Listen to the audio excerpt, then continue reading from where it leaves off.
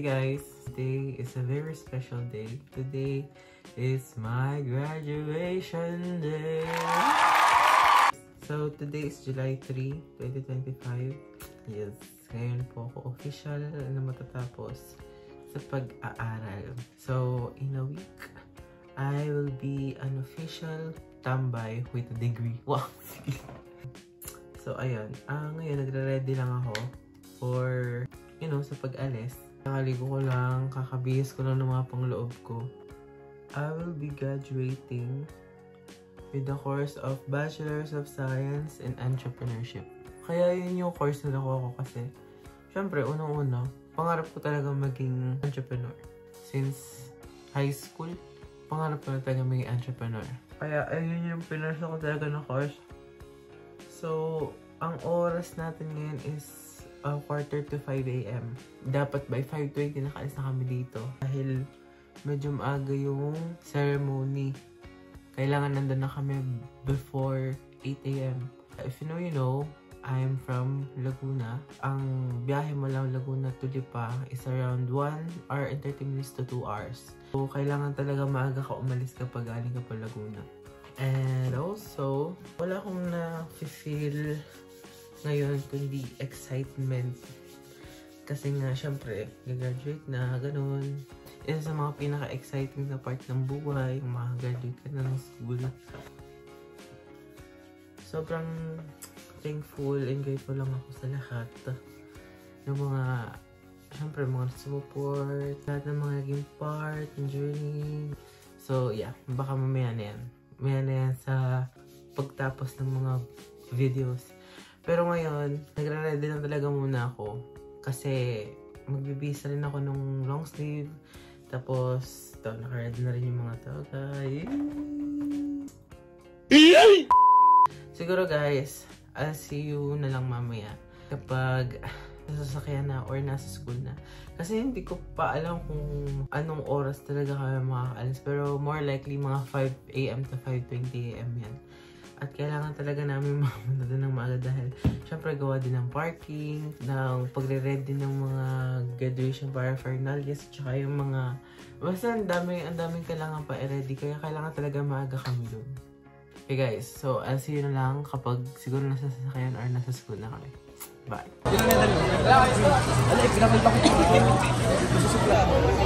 Hey! Dito ako sa school! Hi guys! Hey guys! Happy graduation! At De La Salle University, or DLSU, Salazar Climenian. A theme bound by one mission, embracing new horizons, is not just a slogan. It is a call to action and a challenge. Although you pursue different disciplines, Bachelor of Science,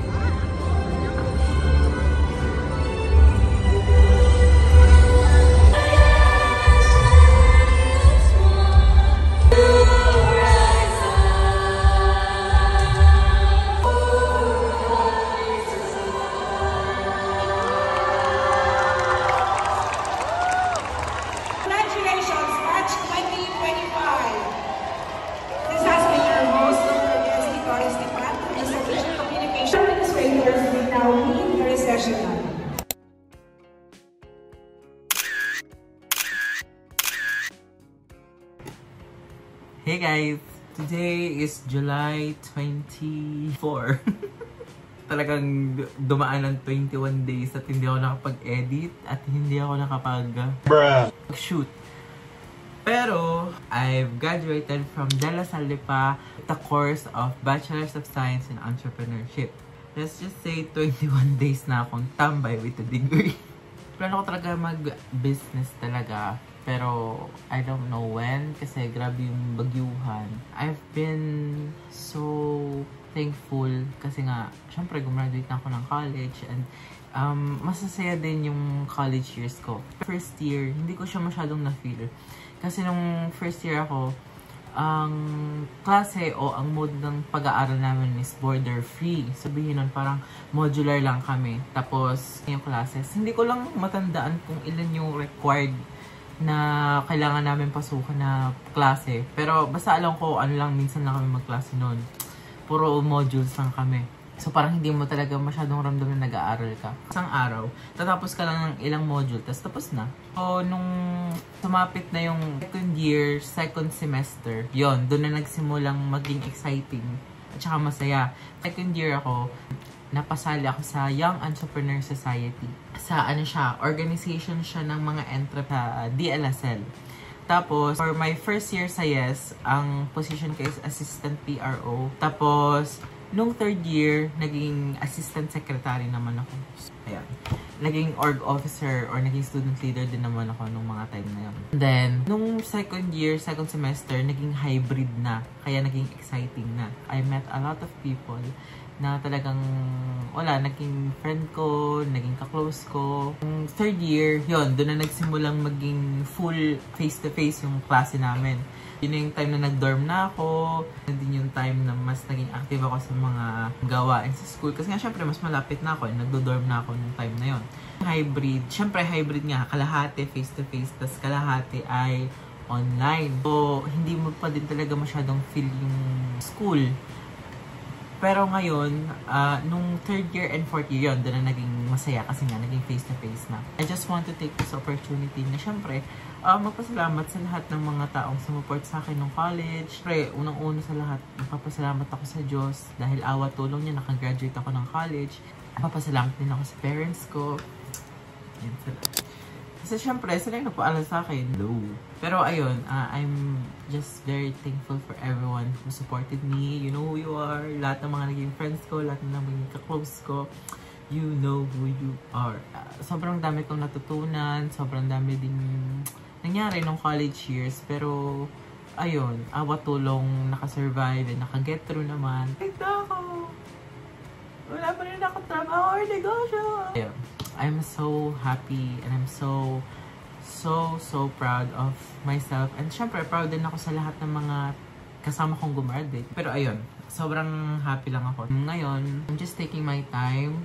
Pero ang saya-saya din kasi dun sa part na parang muna, oh, grabe no, napagdaanan ko din yun sa school dati, ganito, ganyan. Na parang marirealize mo yun, tapos na ako, graduate na ako, parang ang saya niya lang. Wala talaga ako masabi kundi pagpapasalamat dahil syempre, hindi biro o makatapos ng pag-aaral. Tapos, syempre, di ba, marami ka din namang mga pagdadaanan sa college, yung mga time na naranasan ko guys, yung 2 oras lang yung tulog ko dahil sa business planning. Kasi sa business planning, para siyang thesis, pero sa entrep siya. So, mag-plan kayo ng business. Siyempre, sa paggagawa ng paper, sa pagpaplano, ganun, hindi na ako masyadong nakakatulog o nakakapagpahinga ng mga time na yun. So, ako, kunyari, bukasan may klase ng 7 a.m. 2 oras lang yung tulog ko, nakakatulog ako mga 5 or 4 a.m. na sa gawa ng paper. Like, imagine, ganun katindi. Pero, yun, apat tulong, naka-survive naman. Tapos, na-awardan pa kami ng silver medal sa Best Business Implementation. Sa Diyos. Ay, wait lang. Ito ba yung medal ko? Ay, ayun. Ito pala yung medal ko. There you go! Silver medalist. Veggie Crunch. Peche chips kasi yung product namin. If taga-DLSL ka, if you know, you know. Masaya din yung experience niya kasi ang dami kong natutunan, ang dami kong experience sa business implementation na nakakatulong din sa akin ngayon na kung magne-negosyo man ako, ganito pala dapat, ganyan pala dapat. Makakaramdam ka ng fulfillment kasi syempre, ang dami mong natutunan na hindi mo din naman matututunan sa textbooks kundi matututunan mo sa experience. And dahil sa business implementation na yun, natutunan ko siya. So yeah, thank you guys so much. Kahit sobrang ikli lang ng vlog, kahit sobrang ikli lang ng mga footage ng graduation. Kasi hindi na din talaga ako masyado nakapag-video noon. Siyempre, gusto mo din namang namnamin ang every moment ng iyong graduation. Nagpakita naman ako ng mga pictures kasi halos lahat talaga ng mga ginawa ko ng picture-picture lang. Mga footage na pinakita ko sa parang ano lang yun eh, sneak lang yun eh. Parang ganito, kunyari, tensa mo gano'n. Tapos gano'n lahat. Ganun lang. Hindi ako masyado nakapag-video, nakapagsalita ng mga time na yun. Kung nasa pila naman, nakita nyo yung mga classmates ko, nakita nyo yung bago magsimula yung commencement exercise. Bago ko i-end tong vlog na to, selling New York style cookies. So, ito yung cookies niya. Message me lang sa Facebook or sa IG. Nilalagay ko na lang yung link ng mga social media ko sa baba para makapag-message kayo if gusto niyo ng New York style cookies. Thank you so much for watching. I hope nag-enjoy kayo kahit medyo maikli lang. See you guys sa mga susunod ko pang vlogs kasi nagbabalak ako maging active ulit sa vlogging. Siguro mga cooking or baking contents yung gagawin ko. Pero kung ano man, open maging active po ulit ako sa aking vlogging. Thank you so much for watching. See you guys on my next vlog. Bye!